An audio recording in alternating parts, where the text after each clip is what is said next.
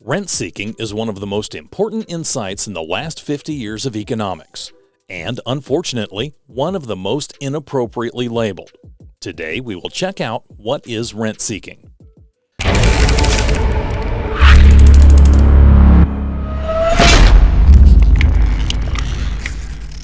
Number 7. What is rent-seeking? Definition and meaning.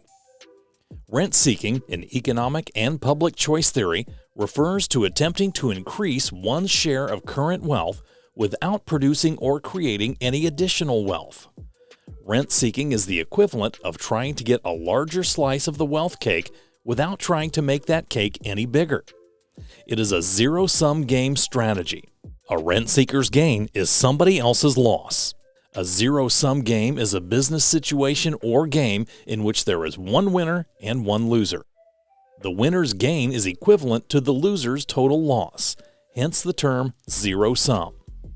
If one individual uses the resources of another person, organization, company, or any entity to obtain economic gain to make himself or herself richer, but does not reciprocate any benefits to society through the creation of new wealth, he or she is rent-seeking. A good example of rent-seeking behavior is when the mob shakes down local businesses, insisting they pay for protection. Number 6. How is rent-seeking used? According to a philosopher and an economist, Adam Smith, entities earn their income from profit, wages, and rent. Earning a profit involves risking capital. To earn wages, you first have to get yourself a paying job. The payment may be in the form of salary or wages.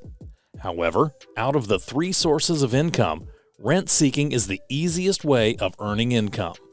You only need capital and the ability to make good use of resources in order to generate earnings. One of the best ways of doing this is to lend resources as well as capital to others. When you compare sources of income in terms of work, rent-seeking involves less work. It is also less risky. So this is why companies and individuals prefer this method of earning an income so that they can make good use of it. Rent-seeking may only be a problem where business entities increase their economic pie share and they don't work to increase its size. Note that in markets where economies are market-driven, competition related to rent-seeking is legal. However, where the competition involves things like corruption or bribery, then it becomes illegal. Number 5. How it works.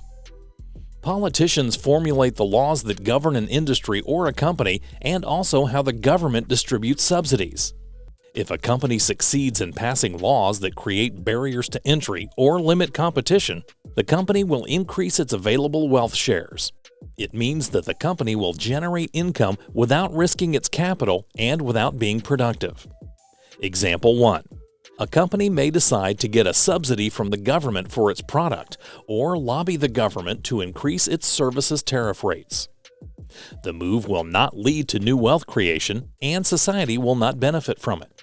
It is a company that stands to gain if the government decides to act. Example 2. Let's assume that a feudal lord has a river passing through his land and decides to put a chain across it to bar the boats from passing. He then hires a collector to charge those who want to cross some fee before lowering the chain for them. Note that the collector nor the chain is not productive in any way. The reason is that there are no improvements that the feudal lord has made on the river. He is the only person benefiting because he is earning income from a river that people used to pass free of charge. Number 4.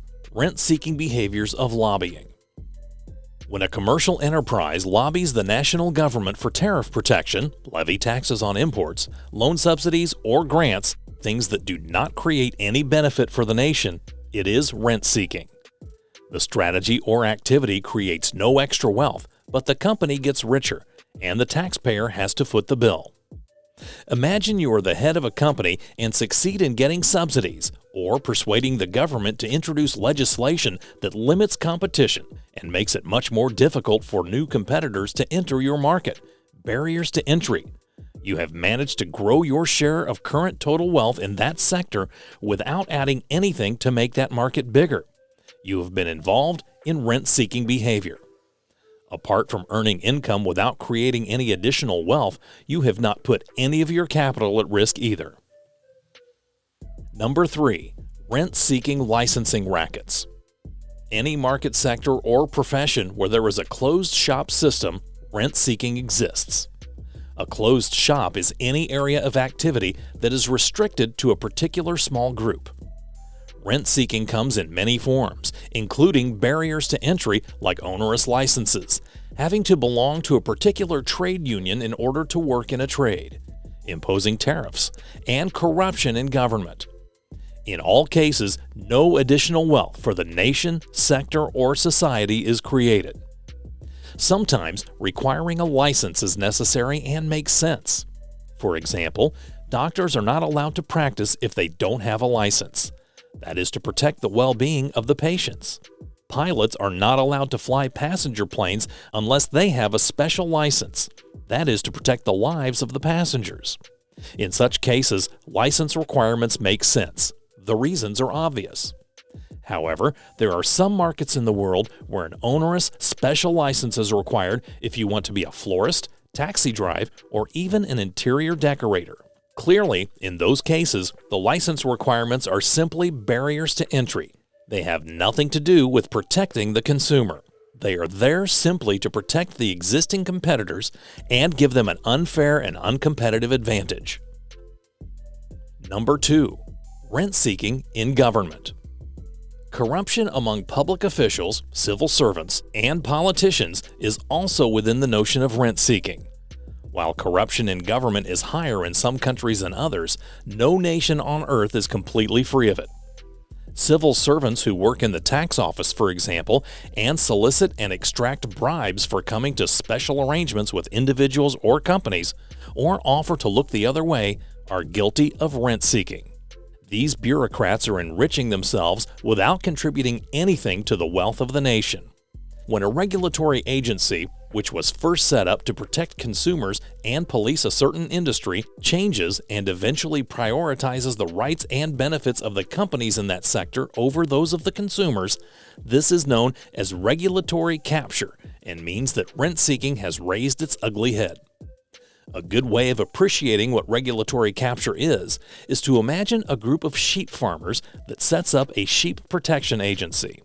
The agency's aim is to protect the sheep from wolves. However, after a few years, more and more wolves become members of the agency. Eventually, the protection and rights of wolves become more important for the agency than the protection and rights of sheep. Auburn University's Glossary of Political Economy terms says that rent-seeking behavior is the expenditure of resources in order to bring about an uncompensated transfer of goods or services from another person or persons to oneself as the result of a favorable decision on some public policy. The term seems to have been coined or at least popularized in contemporary political economy by the economist Gordon Tullock. Examples of rent-seeking behavior would include all of the various ways by which individuals or groups lobby government for taxing, spending, and regulatory policies that confer financial benefits or other special advantages upon them at the expense of the taxpayers or of consumers, or of other groups or individuals with which the beneficiaries may be in economic competition. Number 1. Rent-seeking factors and examples. Rent-seeking is a byproduct of political legislation and government funding. Politicians decide the laws, regulations, and funding allocations that govern industries and government subsidy distributions. These legislations and actions manifest rent-seeking behaviors by offering economic rent with little or no reciprocity. Business social service programs are typically designed to provide aid for businesses with the goal of fostering economic prosperity. For example, businesses, like banks, can lobby the government for help in the areas of competition, special subsidies, grants, and tariff protection. If a business succeeds in getting laws passed to limit their competition, bail them out of economic hardship, or create barriers to entry for others, it can achieve economic rents without any added productivity or capital at risk. Do let us know in the comments if you've understood the concept of rent-seeking. Thanks for watching.